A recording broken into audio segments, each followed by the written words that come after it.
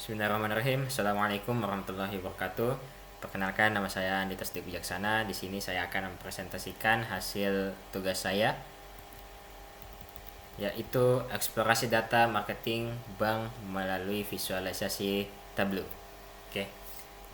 Masuk ke yang pertama, yaitu latar belakang. Perkembangan teknologi informasi mendorong pemanfaatan data untuk pengambilan keputusan, terutama dalam marketing perbankan yang memanfaatkan data nasabah. Nah, visualisasi data penting untuk mempermudah pemahaman informasi dan menemukan pola dalam data yang besar dan beragam. Nah, laporan ini bertujuan untuk memenuhi tugas mata kuliah visualisasi informasi dengan memanfaatkan Tableau untuk eksplorasi dan penyajian data marketing bank.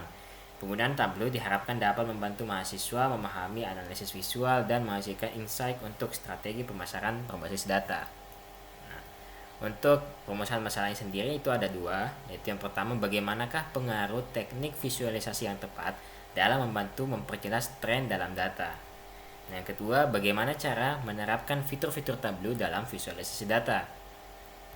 Untuk goalnya sendiri, yaitu yang pertama ada untuk menganalisis dan menguraikan bagaimana pemilihan dan penerapan teknik visualisasi yang tepat dapat secara efektif membantu dan memperjelas dan mengidentifikasi tren yang terdapat dalam data. Yang kedua, untuk menjelaskan bagaimana fitur-fitur yang ada di Tableau dapat diimplementasikan secara praktis dalam proses pembuatan visualisasi data yang informatif. Nah, masuk ke pembahasan. Yang pertama itu landasan teori. Nah, visualisasi data menyajikan data dalam bentuk visual untuk mempermudah pemahaman pola, tren, dan hubungan, serta mempercepat identifikasi anomali.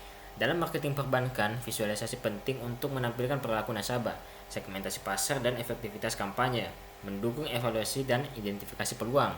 Tableau adalah perangkat lunak visualisasi populer dengan fitur seperti filtering, sorting, grouping, hierarki, discrete date, ada juga continuous date, kemudian juga axis, ada scatter plot yang mendukung eksplorasi dan penyampaian insight data marketing bank secara efektif.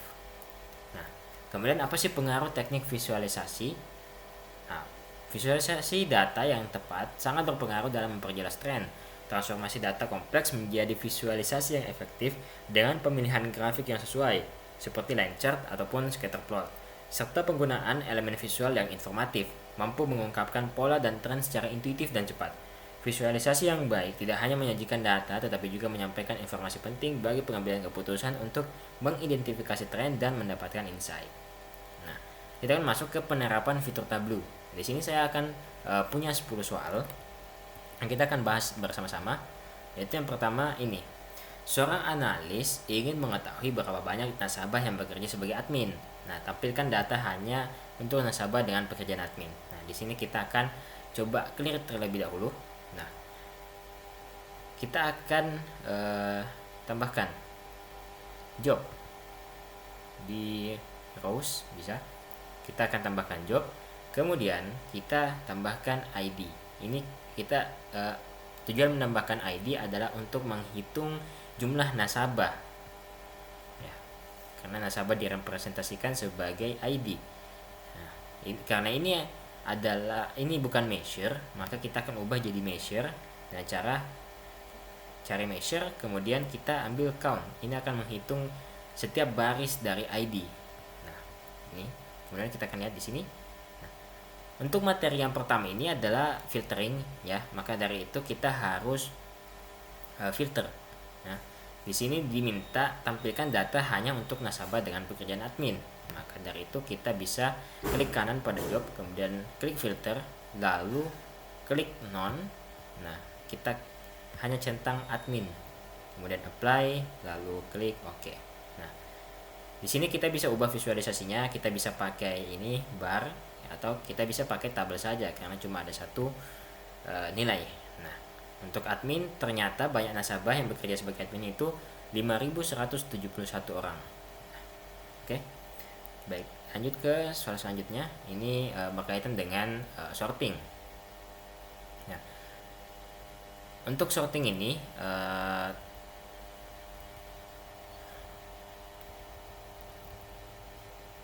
untuk sorting ini merupakan sorting di sort data on an axis. Nah, ini sudah ada langkah-langkahnya, kita ikuti. kita clear terlebih dahulu. Pertama, drag education ke rows. Set. Nah, kita akan mendapatkan ini. Kemudian kita akan drag ID lagi ke columns. Ini add all members, lalu klik kanan, kita ubah jadi count lagi. Oke. Nah, setelah ini kan datanya belum berurutan. Kita akan urut. Kita akan klik kanan pada education di bagian rows. Ya, di sini. Kemudian kita klik sort. Nah, setelah itu kita di bagian sort by kita pilih field, lalu kita descending, karena di sini diurutkan jumlah nasabah berdasarkan education dari yang paling banyak. Nah, maka dari itu kita pilih descending, lalu field name-nya ID, kemudian aggregation count. Kemudian kita klik close. Nah, di sini datanya sudah terurut. Oke. Lalu lanjut ke soal selanjutnya, itu sort specific fields in the visualization. Nah, ini sebenarnya sama dengan sebelumnya, yaitu berkaitan dengan sorting. Kita clear terlebih dahulu. Oke. Drag job ke rows, lalu drag balance ke columns.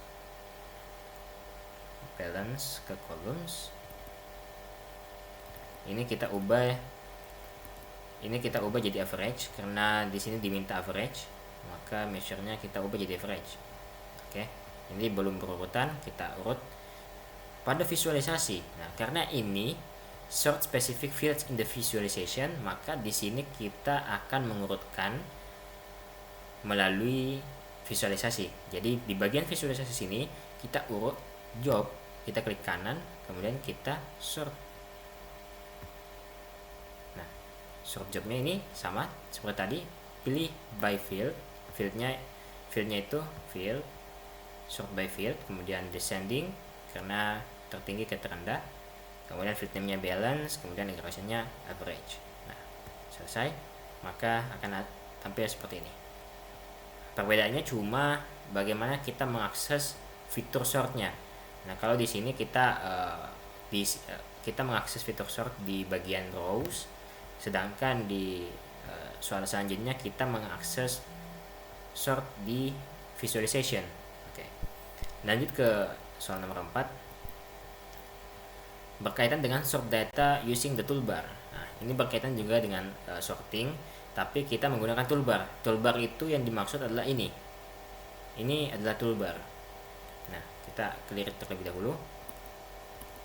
Gunakan toolbar sorting untuk mengurutkan usia nasabah. Jadi kita ambil edge ke rows, ke columns ya, edge ke columns, lalu ID ke rows, lalu add all members, kita ubah measure-nya jadi count.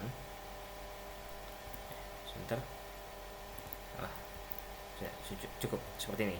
ID ke rows, kita tidak usah untuk mengubahnya menjadi measure.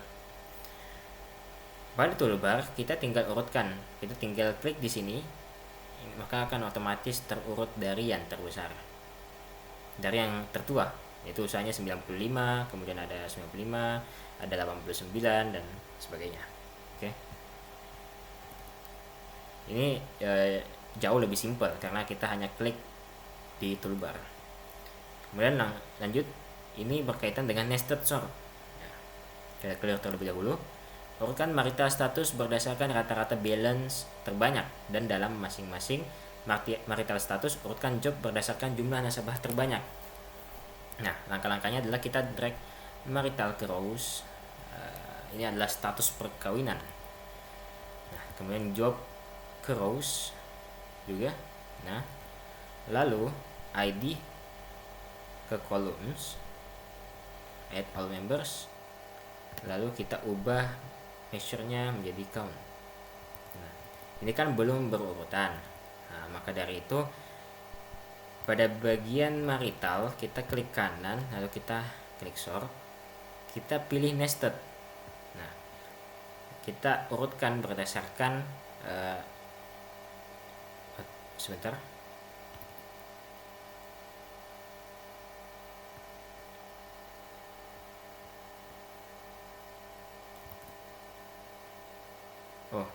Sepertinya di sini ada kesalahan. Di sini sebenarnya bukan count, misalkan jumlah. Oh ya, ya, sudah benar.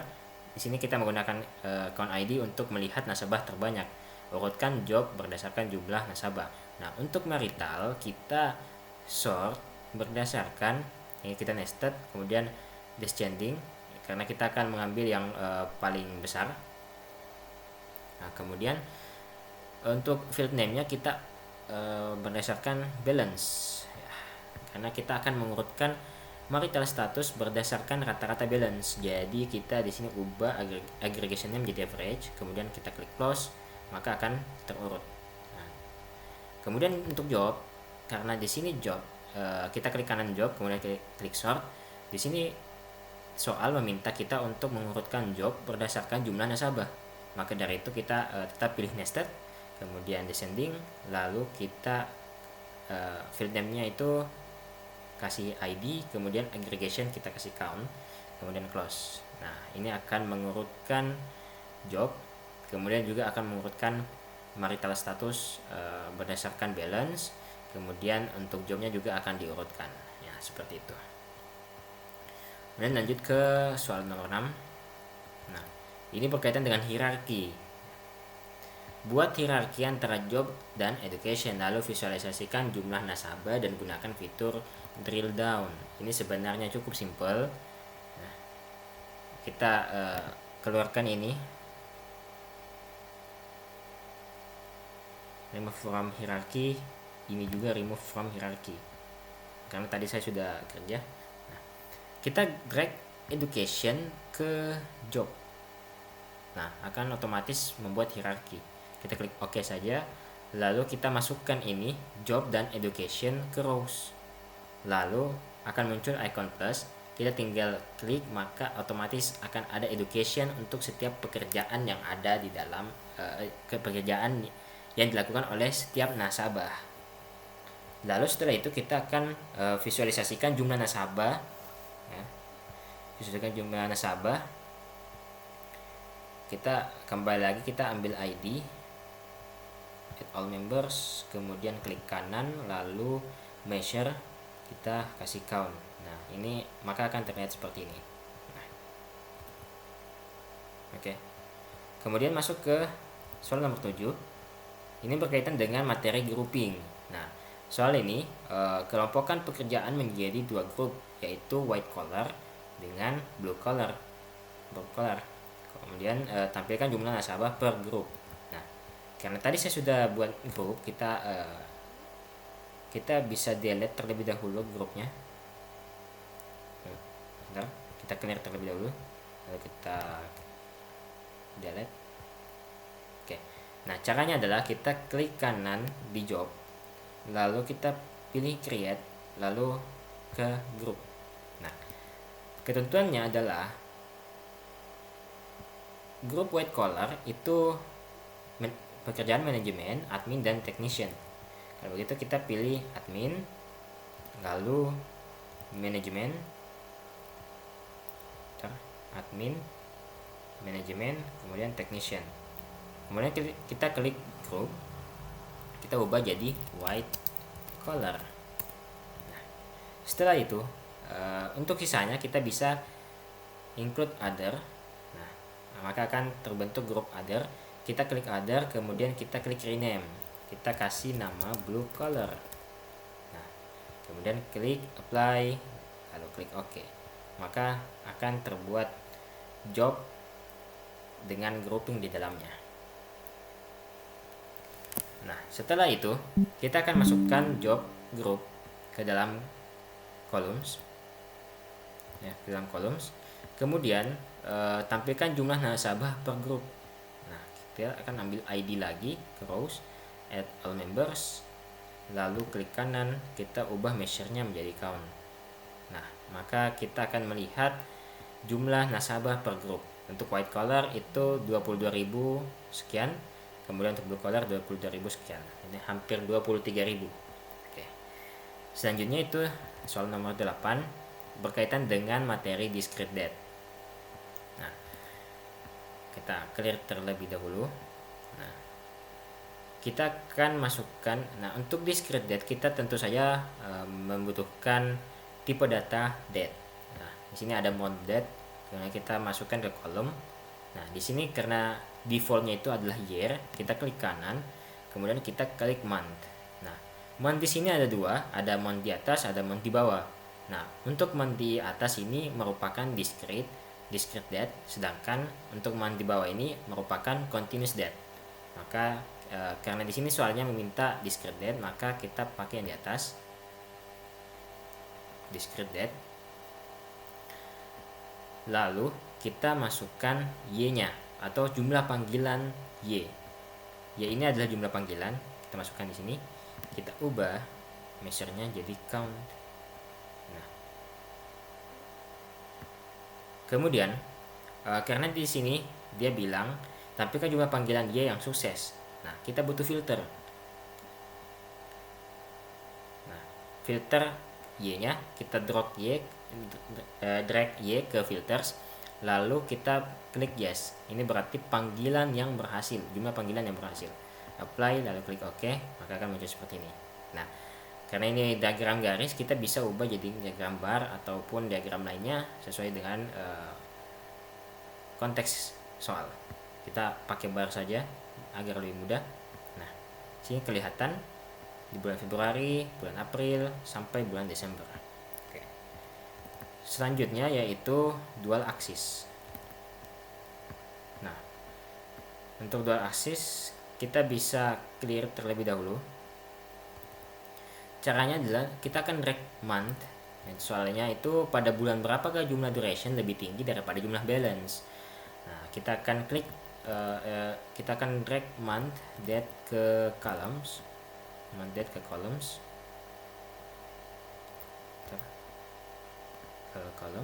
oke.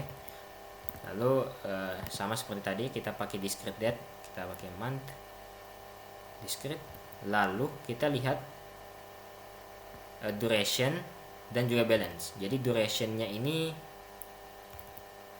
kita drag ke rows, lalu balance-nya kita drag ke visualisasi, hasil visualisasi, agar nanti sebentar kita drag balance-nya ke sini, visualisasi tapi di bagian duration, agar nanti hasilnya seperti ini.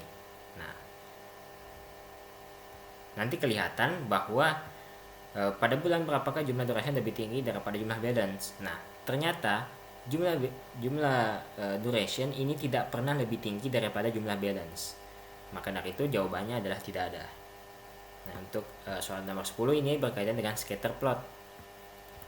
Nah, soalnya itu buatlah scatter plot untuk melihat relasi antara rata-rata balance dan duration. Apakah ada hubungan antara kedua variabel tersebut? Caranya adalah kita drag balance ke kolom. Nah, perlu diketahui bahwa scatter plot ini membutuhkan date. Nah, bisa dilihat di sini untuk scatter plot yang ini. Scatter plot kita membutuhkan 2 atau 4 measure. Jadi minimal 2 measures. Minimal 2 measures atau bisa 4. Kita tidak terlalu butuh dimensions. Jadi di sini kita ambil balance lalu duration. Nah, kita karena di sini soalnya diminta rata-rata balance dan duration, kita ubah measures-nya menjadi average. Sini juga average. Oke. Karena sini masih 1, maka kita butuh kode unik, yaitu ID-nya untuk melihat persebaran datanya. Kita masukkan ID, kita drag ID ke sini, maka akan terlihat persebaran datanya. Nah, ternyata kalau kita lihat, ternyata relasi antara balance dan duration itu dia tidak berrelasi, karena dia tidak linear. Artinya ketika balance-nya atau duration-nya bertambah, maka yang lainnya ikut bertambah atau ikut menurun. Nah, ternyata di sini tidak ada. Nah, harusnya kalau dia punya relasi, artinya dia linear, maka dia antara dia ke sini garisnya, nanti garisnya seperti ini.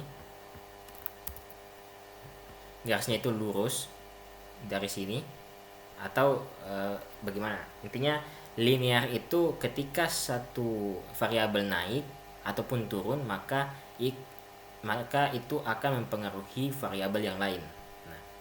Nah, karena dari di sini kita bisa lihat persebaran datanya.